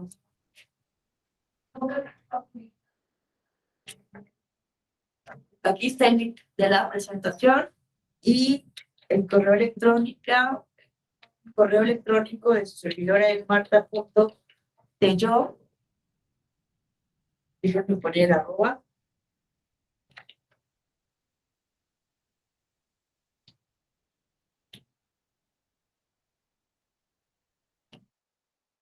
Es que no sé cómo poner arroba aquí. Bueno, es marta.tello arroba te.co.mx. Póngale una arroba porque no pude en este teclado. Perdónenme. Es que es el de la escuela judicial y como que no funciona como tradicionalmente debería.